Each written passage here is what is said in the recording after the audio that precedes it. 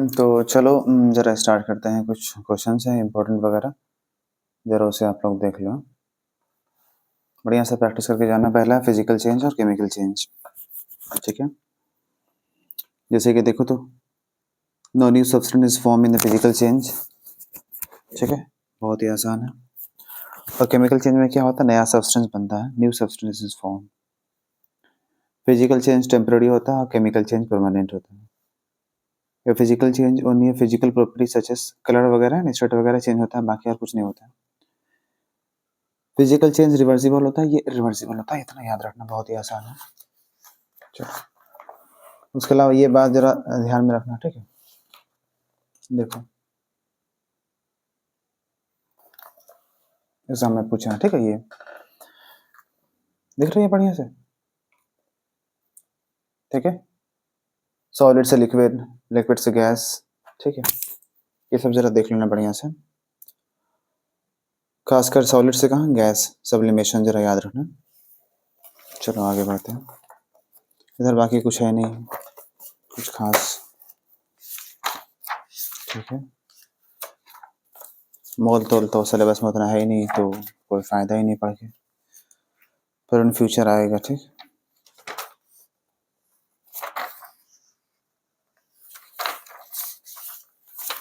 देखो जरा एक क्वेश्चन है यहाँ पे, व्हाट इज 1 AMU, एग्जाम में पूछता है।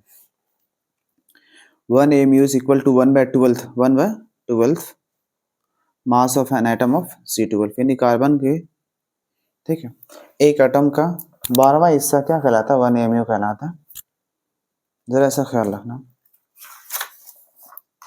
आगे देखो,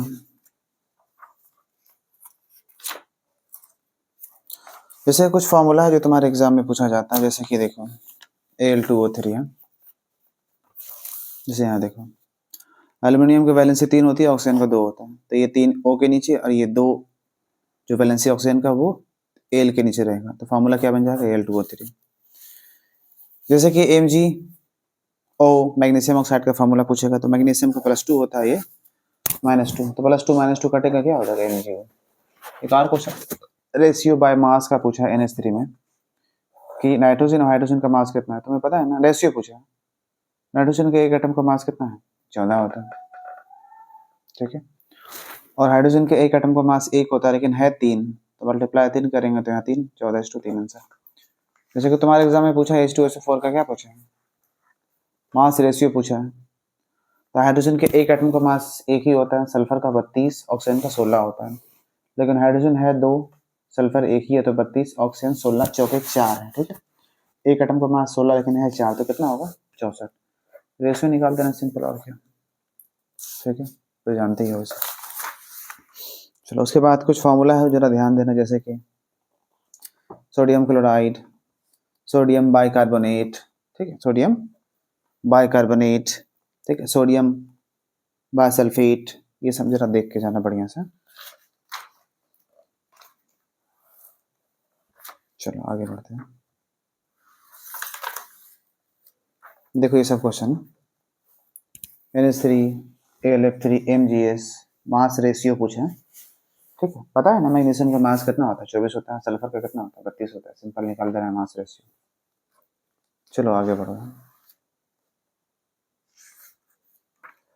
देखो तो जरा NCERT का एग्जांपल है, CO3 पूछता है इसमें कितना एटम है, तो कार्बन का एक एटम है इसमें, ऑक्सीजन का 3, 3 और 1 4। PO4 में कितना एटम है, ऑक्सीजन का 4 और फास्फोरस का 3, ऊपर तो चार्ज है वो हटा दो। P2O5 में कितना एटम है, फास्फोरस का 2, ऑक्सीजन का 5, 5 2 7। आसान है ना। चलो आगे बढ़ते हैं। केमिस्ट्री से बता रहा हूँ, आसान ही है, लगभग तो कराया है। जैसे देखो एक क्वेश्चन आता है कि मान लो कि चौथा सेल है या 5वां या 6वां सेल है, जो भी सेल है, ठीक है। तो एग्जाम में क्वेश्चन आया है कि बताओ कि तीसरे सेल में कितना इलेक्ट्रॉन होगा, तो पता है ना फॉर्मूला 2n² होता है। तीसरा सेल बोला है, फॉर्मूला 2n² है, n की जगह 3 बैठाएंगे कितना आएगा, 18। इसे पूछ लो चौथे सेल में, तो क्या है फॉर्मूला, क्या है, मैक्सिमम नंबर ऑफ इलेक्ट्रॉन का 2n², तो 2 लिखेंगे। n में क्या बोला, चौथा सेल, n बराबर क्या है, 4 का स्क्वायर, तो 2 मल्टीप्लाई कितना है, 16, 16 दूनी कितना है, 32 इलेक्ट्रॉन। ठीक है, याद रहेगा। चलो आगे देखो।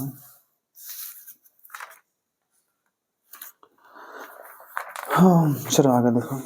देखो तो एटॉमिक स्ट्रक्चर में कुछ क्वेश्चन आया है, पूछ रहा है, ठीक है। जैसे कि मान लो तुम्हारे एग्जाम में क्वेश्चन आ जाए कि भाई बताओ कैल्शियम कैल्शियम का एटॉमिक स्ट्रक्चर बताओ। तो तुम्हें पता है ना कैल्शियम का एटॉमिक नंबर 20 होता है, ठीक है। तो पहले सेल में 2, उसके बाद 8, फिर 8, उसके बाद कितना है 2। तो देखो तो पहले सेल में 2 है, उसके बाद वाला में 8, उसके बाद फिर वाला में 8, उसके लास्ट वाला में कितना है 2 इलेक्ट्रॉन। देखिए कि हाँ देखिए इस तरह से अरेंज करना है, ठीक। बीच में न्यूक्लियस पता है ना, प्रोटॉन और न्यूट्रॉन होता है। उसी तरह पोटासियम को पूछ ले या फिर किसी का भी पूछ ले तुम तो निकाल देना, ठीक है। जरा देखना इसको बढ़िया से, पोटासियम को और कैल्शियम। चलो आगे देखते हैं।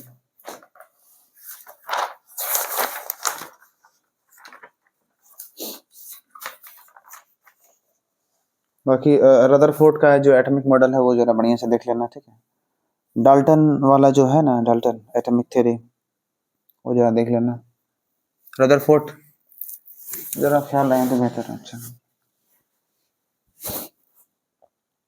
अब एग्जाम में ये भी पूछा कि व्हाट इज आइसोटोप्स, पता है ना आइसोटोप्स क्या होता है। याद रखना आइसोटोप्स का मतलब होता है एटॉम्स, ठीक है, जिसमें यूजुअली क्या हो, एटॉमिक नंबर सेम हो पर मास नंबर क्या हो, अलग अलग हो। जैसे कि हम तुम्हें बताए थे ना आइसोटोप्स में, कार्बन का आइसोटोप्स देखो, ठीक है। एलिमेंट हैविंग सेम क्या एटॉमिक नंबर 6, ये भी कितना 6, पर डिफरेंट क्या मास नंबर 12 और 14। देखो तो ये भी कार्बन, ये भी क्या कार्बन है, एटॉमिक नंबर दोनों का क्या सेम है, पर एक में मास नंबर कितना है 12, एक में 14। इसे क्या कहते हैं, इसे आइसोटोप्स कहते हैं। Element having same atomic number but different mass number is called what, isotope. ऐसो बार भी पूछा है, कुछ खास नहीं है, ठीक है।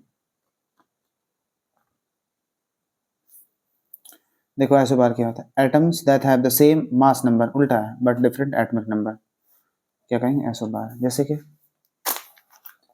कि देखो ऐसो बार समझना है, देखो तो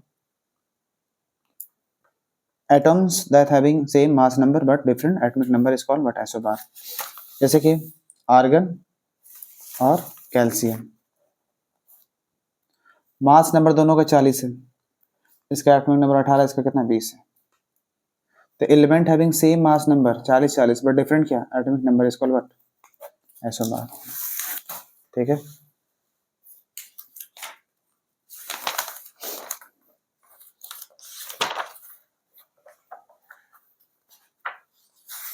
चलो आगे जरा देखो तो।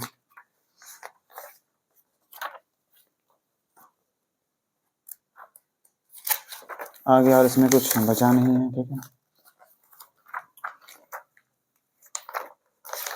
अब बाकी जो है वो सब देख लेना केमिस्ट्री में, ठीक है, बढ़िया से। आगे देखो कुछ फिगर है बायोलॉजी में, वो तुम्हारे एग्जाम में आने की संभावना बहुत ज़्यादा है, चांस ज़्यादा है, ठीक है।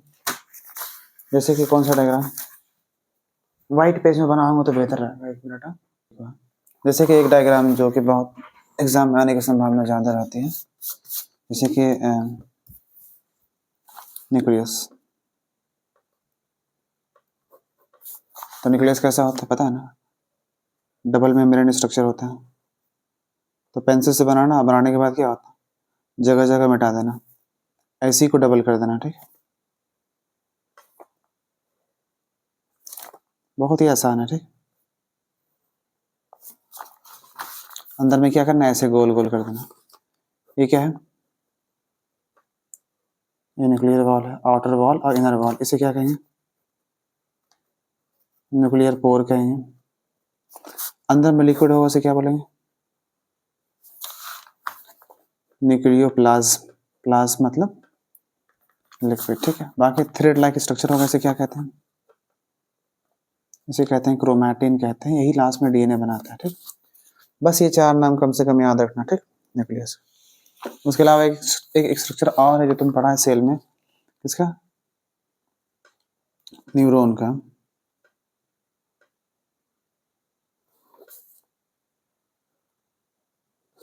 देख लो आसान है, कोई हार्ड वर्ड नहीं है भाई, ठीक।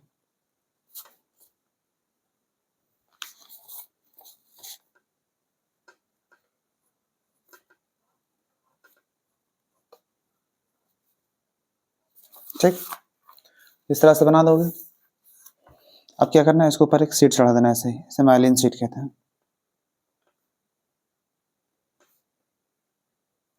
ठीक, इसी का नाम क्या है, डेंड्राइट्स।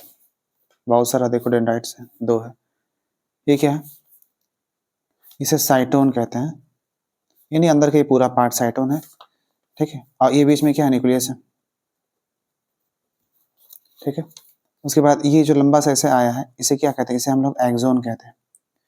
क्या कहते हैं इसको, एक्सोन। जूम करके जरा देख लेना आप लोग, ठीक है, बढ़िया से, एक्सोन कहते हैं। उसके बाद ये क्या है, नर्व एंडिंग है, पता ही होगा, ये सब आसान है। ठीक है, उसके अलावा कुछ डायग्राम और है, देख लो, ये न्यूक्लियस का डायग्राम, ये क्या है, न्यूरॉन का डायग्राम है। न्यूरॉन को या फिर इसे क्या कहते हैं, इसे नर्व सेल कहते हैं। लॉन्गेस्ट सेल है हमारे बॉडी का, याद रखना। ठीक है, स्मॉलेस्ट सेल स्पर्म होता है, और लार्जेस्ट सेल ओवम, और लॉन्गेस्ट सेल नर्व सेल होता है। माइटोकॉन्ड्रिया का डायग्राम भी क्या है, इंपॉर्टेंट है।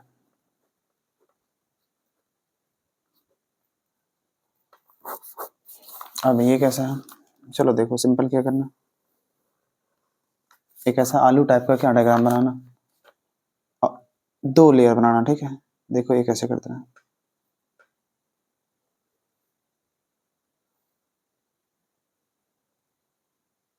देखो आसान है ना, बस सिंपल हो गया। ठीक है, अंदर में क्या करना, अंदर में गोल सा ऐसे कर देना, डीएनए ऐसे ऐसे कर देना जैसा, फिर कुछ डॉट दे देना ऐसे करके, बस इतना काफी है। ये क्या है, आउटर मेम्ब्रेन। ये क्या है, इनर मेम्ब्रेन। ठीक है, ये दाना क्या है, इसका नाम है राइबोसोम। इसके अंदर लिक्विड है, उसे क्या बोलेंगे, मैट्रिक्स। ठीक है, और इसका नाम क्या है, इसका नाम क्रिस्टी है। तो एग्जाम में ये सब क्या है, आने का संभावना ज्यादा है बाबू। ठीक है, थोड़ा सा जरा देख के जाने सबको। ठीक है, 2 नंबर में तो हम 3 डायग्राम बनाए।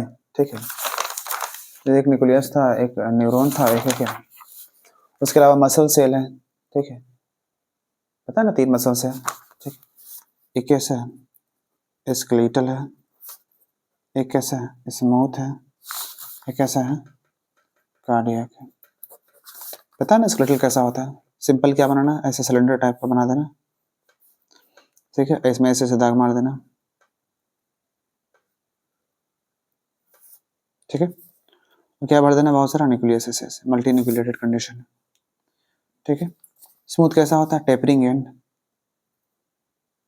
टेपरिंग एंड मतलब समझते हैं ना, देखो ऐसा हो। ठीक है, ऐसा हो, या फिर देखो ना, ऐसा भी कर सकते हो तुम, ये भी है, ये स्मूथ है, सिंपल। कार्डियक कैसा होता है तुम्हें पता है ना,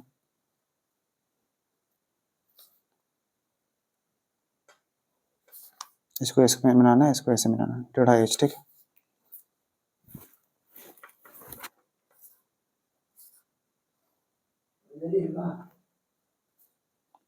फिर इसको ऐसे करके बना देना है यहाँ पे। ये क्या बन गया, ये बना कार्डियक मसल्स। ठीक है, इसमें ऐसे ऐसे दाग मार देना,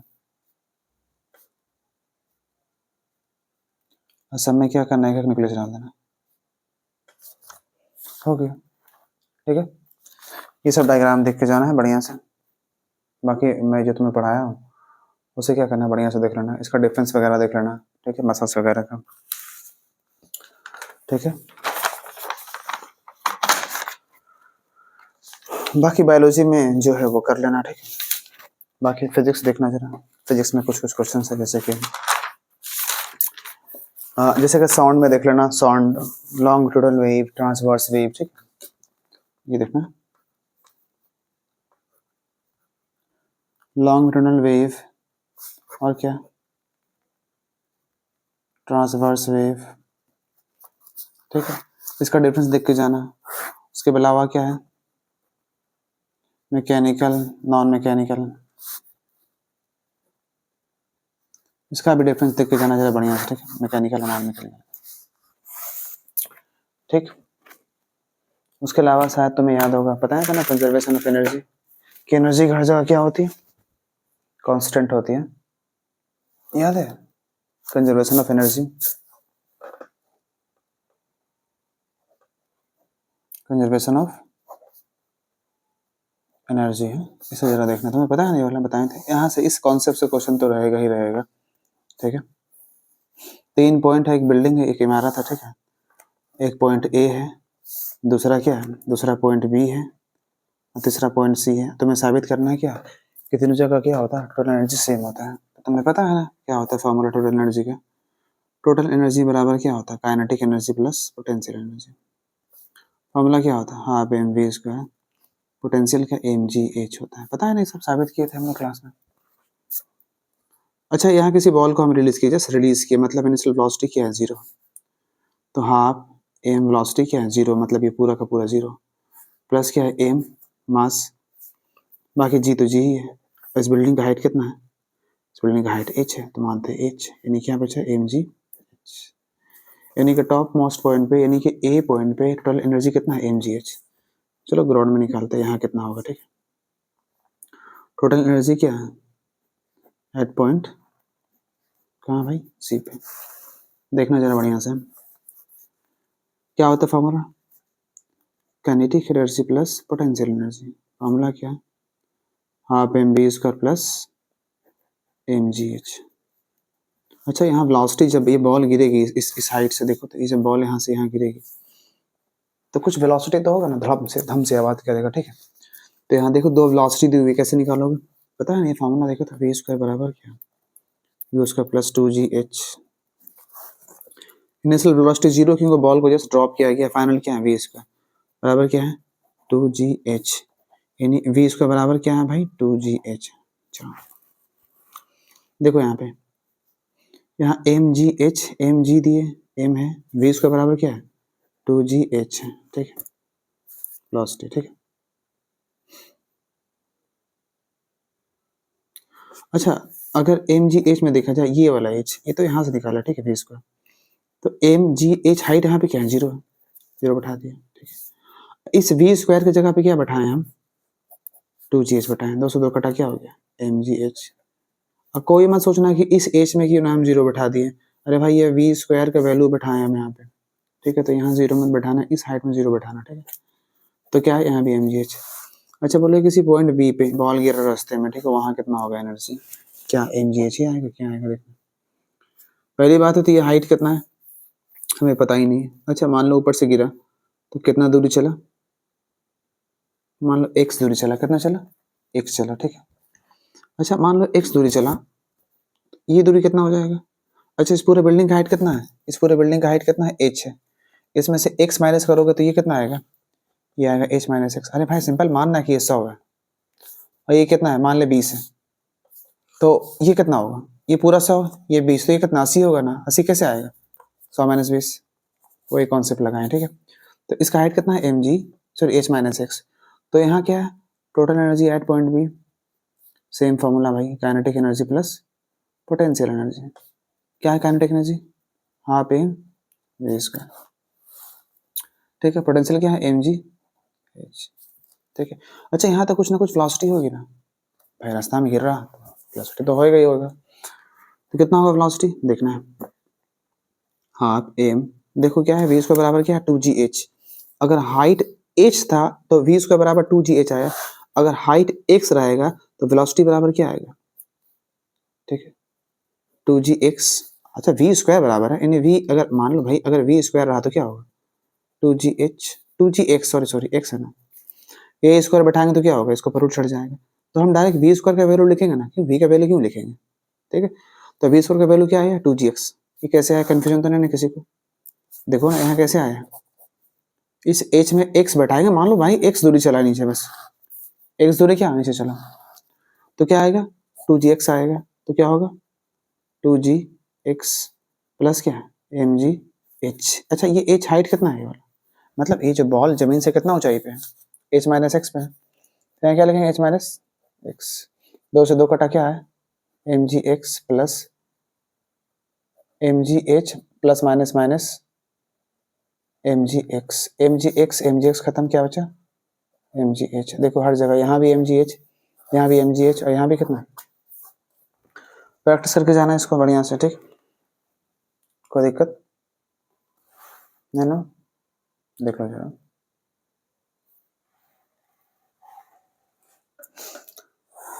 जैसे कि इसी पे क्वेश्चन रहेगा, मान लो ऐसा क्वेश्चन आ गया कि कोई बॉल है, किसी बॉल को यहाँ से रिलीज किए, इनिशियल वेलोसिटी 0 है, ठीक है, हाइट कितना है 20 मीटर है। तो जब जमीन को पहुंचेगा यहाँ पे, तो यहाँ वेलोसिटी क्या होगा पता है ना, अभी देखा ना 2gh होगा फॉर्मूला के मुताबिक। यहाँ पे टोटल एनर्जी कितनी होगी निकाल लेना। अगर मान लो इस बॉल को रिलीज किया, इस बॉल का मास कितना, बॉल का मास 1 kg है, मान लो 1 kg है तो, ठीक है, कुछ ना दिया हो तो मास कितना 1 kg मानना, तो निकाल लेना। अगर पूछा यहाँ कितना होगा एनर्जी टोटल, यहाँ कितना होगा टोटल, ठीक है। 1 मिनट के बाद बॉल की वेलोसिटी कितनी होगी, ठीक है, बिल्डिंग का हाइट 20 मीटर है, तो इस बॉल को जमीन तक जाने में टाइम कितना लगेगा, ठीक है। सेम इसी का कॉन्सेप्ट यहाँ पे हम लगाए हैं, ठीक है, इसी का कॉन्सेप्ट लगा के तुम लोग बनाना, ठीक है। कोई हाइट वाइट तो है नहीं, जस्ट बॉल को गिराएं, पूछेगा टाइम कितना लगेगा जमीन तक पहुंचने में, जमीन तक पहुंचेगा तो बॉल की वेलोसिटी क्या होगी, बॉल का टोटल एनर्जी कितना होगा जमीन में, हाइट में कितना होगा, ये सब आसान आसान क्वेश्चन, ठीक है। एक रिलेशन जो तुम लोगों को पता ही होगा, देखो तो तुम्हें पता है ना काइनेटिक एनर्जी बराबर क्या होता है, हाफ एम वी स्क्वायर, पता नहीं वाला बात, कोई दिक्कत तो नहीं, ठीक है। तो ऐसा कर सकते हैं, हाफ लिखे, एम लिखे, वी स्क्वायर लिखे। अच्छा ऊपर और नीचे अगर हम एम एम से मल्टीप्लाई करें तो कोई दिक्कत तो नहीं ना, है ना। हाफ एम क्या, m square v square divide by क्या एम है, हाफ एम वी है, मतलब एम वी का क्या है स्क्वायर है, नीचे क्या है एम है। और तुम्हें पता है ना मोमेंटम बराबर क्या होता है, एम वी होता है, यानी एम वी की जगह पे क्या लिखेंगे, पी, क्या लिखेंगे पी, यानी हाफ एम वी की जगह क्या, पी का स्क्वायर डिवाइड बाय क्या एम, और ई क्या चलते आ रहा देखो तो काइनेटिक एनर्जी बराबर क्या है, पी स्क्वायर बाय 2m, क्या है देखो तो काइनेटिक एनर्जी बराबर क्या आ गया, पी स्क्वायर बाय 2m, यह है काइनेटिक एनर्जी का फॉर्मूला, ठीक। ये सब देख लेना बढ़िया से, बाकी वेलोसिटी वगैरह देख लेना, ठीक है। Newton law of motion, Newton law of motion में 3 लॉ है, उसको बढ़िया से देख लेना, फर्स्ट सेकंड और थर्ड लॉ को देख लेना, ठीक है। वहां से कुछ क्वेश्चंस वगैरह, गोली बंदूक वाला कुछ क्वेश्चन था वो सब देख लेना, और क्या बढ़िया से, और क्या क्वेश्चन है, वेलोसिटी का है, फोर्स का है, ठीक है, वो सब देख लेना। और बाकी तो मैं तो पता ही है, ठीक है, जो निकालने को आएगा तुम कर लेना। ग्रेविटेशन तो तुम्हें पता ही है, ग्रेविटेशन के बारे में तुम लोग तो पढ़ा ही है, न्यूटन लॉ ऑफ ग्रेविटेशन देख लेना बढ़िया से, ठीक है। दो ऑब्जेक्ट है, ठीक है, बताए थे ना, दो ऑब्जेक्ट है, उसका मास एम एम है, ठीक है, दूरी कितना है, दूरी अगर आर है तो फोर्स क्या होगा जी, ठीक है, ये m1 ये m1 m2 बाई क्या होता है आर स्क्वायर, पता है ना। अब बोला है कि दोनों का क्या करें, दोनों का मास डबल कर देते हैं, 2m कर देते हैं, 2m1 है क्या 2m2, दूरी क्या है आ रही है, अब फोर्स कितना होगा, तुम्हें पता है फोर्स डायरेक्टली होता है मास के, तो फॉर्मूला क्या लिखेगा जी कितना है 2m1, ये कितना है 2m2, डिस्टेंस सभी क्या है आर स्क्वायर है, तो ए बराबर 2 2 4 को बाहर निकालते हैं, G m1 m2 divide by r square. ये जो एफ है मान लो इसको एफ डैश, ऊपर वाला एफ था, नीचे वाला क्या होगा एफ डैश होगा, तो एफ डैश बराबर क्या होगा 4 जी m1 m2 by r square. देखो तो जी m1 m2 का वैल्यू क्या है एफ, यानी फोर्स कितना गुना बढ़ा, देखो तो 4 गुना। ऐसे ही रह सकता है कुछ भी, मान लो दूरी को आधा कर दे, दूरी को बढ़ा दे, कुछ भी यहाँ से क्वेश्चन रहेगा, ठीक है। और न्यूटन लॉ ऑफ ग्रेविटेशन देख लेना, ठीक है। जी, ये जी का वैल्यू वगैरह क्या है, यहाँ से कुछ क्वेश्चंस वगैरह रह सकता है, जी का वैल्यू कहाँ बढ़ता है कहाँ घटता है वो जरा देख लेना, ठीक है। और साउंड है, साउंड वगैरह को बढ़िया से पढ़ लेना। बाकी बायोलॉजी में क्या है थोड़ा बहुत जो रिसेंटली पढ़ा है वो देख लेना, और क्या, ठीक है, ठीक है। अब जो है सब कर लेना, ठीक, बढ़िया से।